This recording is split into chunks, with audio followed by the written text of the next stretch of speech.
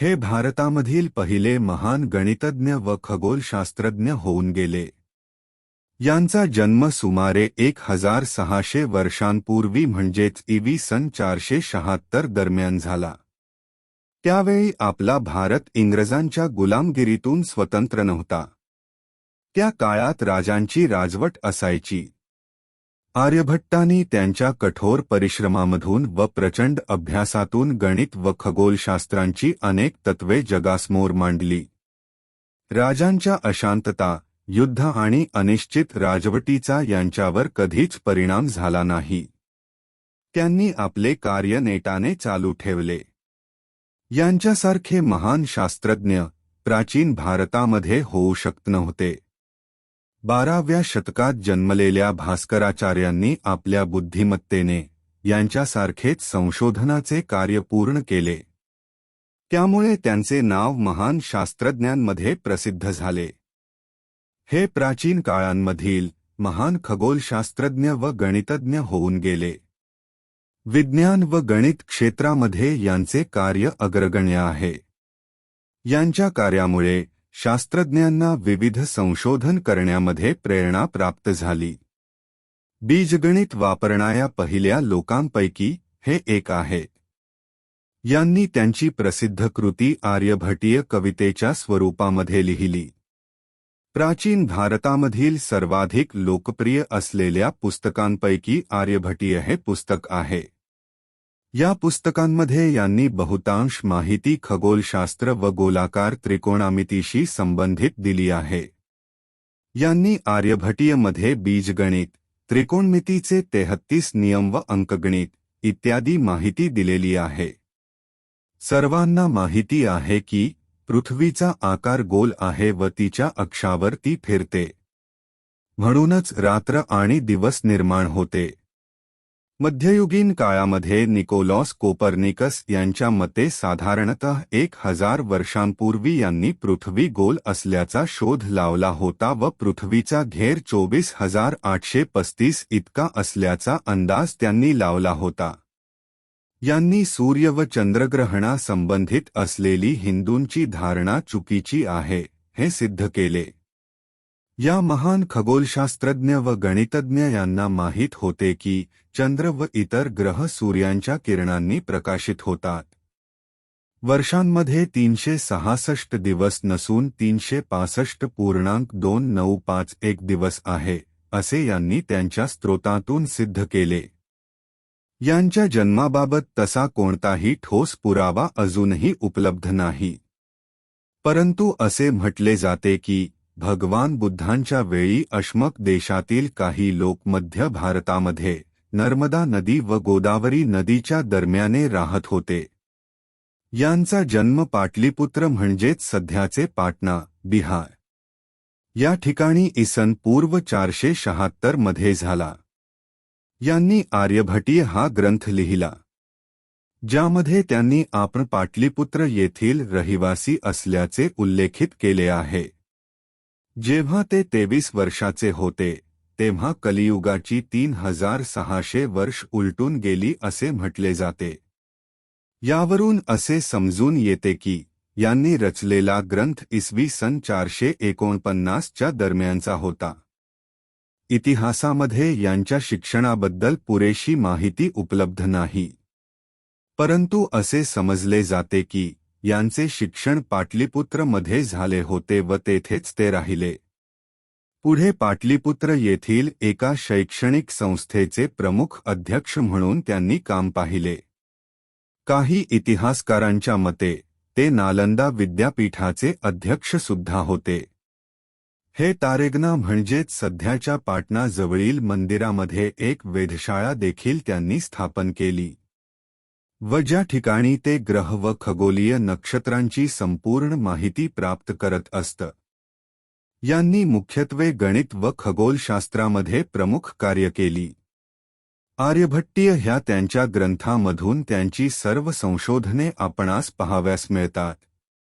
आर्यभट्टांचे मुख्य शोधकार्य निर्मिती, पाईचे मूल्य, अनिश्चित समीकरणांचे निराकरण, त्रिकोणमिती आणि ज कोजाचे प्रतिनिधित्व, आर्यभट्टीय भाग गीतिकापद गणितपद कला क्रियापद गोलपाद शून्याची उत्पत्ती बीजगणितीय सूत्रांचे सूत्रीकरण चंद्रग्रहण आणि सूर्यग्रहण यांचे ज्ञान अंकगणित ग्रहांच्या हालचालीची तत्त्वे आर्य सिद्धांत बाजूचा वेळ आर्यभट्ट यांचे कार्य यांनी गणित व खगोलशास्त्रामध्ये अनेक महत्त्वपूर्ण योगदान दिले आहे।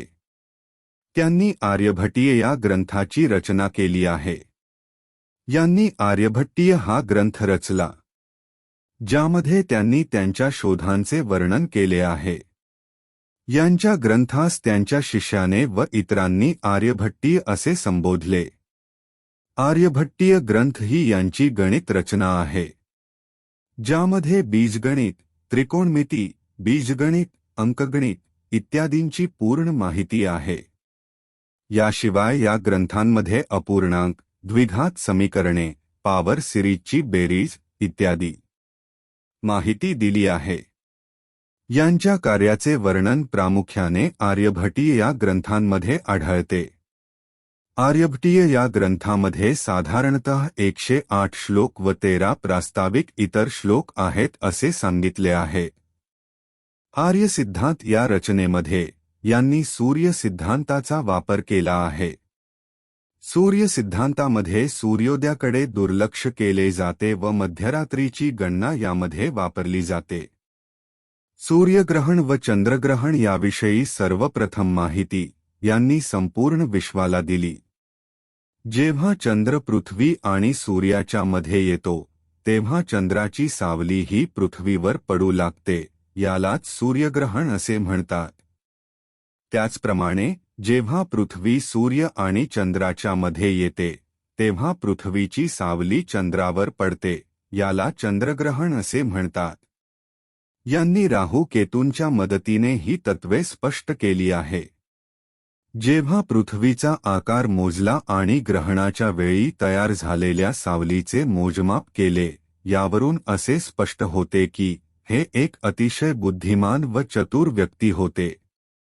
यांनी पृथ्वी आपल्या अक्षावर फिरते असे म्हटले व यावर ते कायम ठाम राहिले। त्यांनी स्पष्ट केले की ज्याप्रमाणे चालत्या बोटीत बसलेल्या व्यक्तीला असे वाटते की सर्व वस्तू या स्थिर असून सुद्धा गतीच्या विरुद्ध दिशेने फिरत आहे, त्याचप्रमाणे पृथ्वीवरील लोकांना तारे हलताना दिसतात, परंतु तारे ग्रह स्थिर आहेत। परंतु पृथ्वी आपल्या अक्षावरती फिरते, त्यामुळे तारे व ग्रह पश्चिमेकडे जाताना आपल्याला दिसतात। यांनी सांगितले की सूर्य आणि चंद्र हे सर्व पृथ्वीभोवती फिरतात। हे दोन ग्रह परिभ्रमणामध्ये फिरतात, ज्यांना संथ आणि वेगवान म्हटले जाते। यांनी पृथ्वीपासून अंतराच्या आधारावर सर्व ग्रहांची मांडणी केली, ज्याचा क्रम त्यांनी असा ठेवला आहे: चंद्र, बुध, शुक्र, सूर्य, मंगळ, गुरु, शनी व तारे। ते म्हणाले की पृथ्वी आपल्या अक्षावरती फिरते, ज्याला 23 तास 56 मिनिटे 4.1 सेकंद लागतात। सध्याच्या शास्त्रज्ञांच्या मते ही वेळ 23 तास 56 मिनिटे 4.9 सेकंद झाली आहे, जी यांच्या तुलनेत फक्त 0.01 सेकंदाचा फरक असल्याचे दाखवते। पृथ्वीला तायाभोवती स्वतःची एक प्रदक्षिणा पूर्ण करण्यासाठी 365 दिवस 06 तास 12 मिनिटे 32 सेकंद लागतात, असे यांनी सांगितले। व सध्याच्या शास्त्रज्ञांच्या संशोधनानुसार या वेळेत फक्त 03 मिनिटांची त्रुटी आहे व ती फक्त 3 मिनिटे जास्त आहे। यावरून असे सिद्ध होते की हे एक महान गणितज्ञ, खगोलशास्त्रज्ञ व ज्योतिषशास्त्रज्ञ होते। यांनी दशांश प्रणाली तयार केली। अभ्यासकांच्या मते अल-तफ व अल-नान्फ हे अरबी ग्रंथ यांच्या कृतीचे अनुवाद आहे। यांनी लिहिलेले आर्यभट्टीय ग्रंथ आजही हिंदू कॅलेंडरसाठी वापरले जाते। यांनी बिहारच्या तारेगना प्रदेशात सूर्य मंदिरात निरीक्षण शाळा स्थापन केली होती। यांनी सूर्य सिद्धांताची रचना केली. यांनी संख्या दर्शवण्यासाठी ब्राह्मणी लिपी हिचा कधीही वापर केला नाही. जी लिपी वैदिक काळापासूनची सांस्कृतिक प्रथा आहे. आर्यभट्ट यांनी नेहमी मूळाक्षरांचाच वापर केला. यांनी गणित व खगोलशास्त्रामधील मोलाचे योगदान लक्षात घेऊन भारताच्या पहिल्या उपग्रहाचे नाव यांच्या नावावरून ठेवण्यात आले आहे. यांचा मृत्यू इसवी सन 550 मध्ये झाला असे सांगण्यात येते.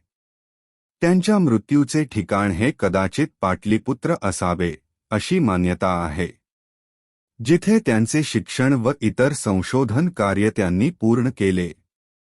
गणित व खगोलशास्त्रामधील यांच्या मौल्यवान व अद्वितीय शोधांमुळे व योगदानांमुळे एक प्रसिद्ध शास्त्रज्ञ, गणितज्ञ व खगोलशास्त्रज्ञ म्हणून नावाजले. आजही भारतीय तरुण व शास्त्रज्ञ यांना एक आदर्शवादी गणितज्ञ व वैज्ञानिक म्हणून संबोधते. 19 एप्रिल 1975 मध्ये प्रक्षेपित झालेल्या पहिल्या उपग्रहाचे नाव यांच्या स्मरणार्थ भारत सरकारने आर्यभट्ट म्हणून ठेवले. यांच्या स्मरणार्थ बिहार सरकारने पाटणापासून काही अंतरावर असलेल्या आर्यभट्ट नॉलेज युनिव्हर्सिटीची स्थापना केली व चंद्राच्या पूर्वेकडील विवरांना आर्यभट्ट असे नाव देण्यात आले.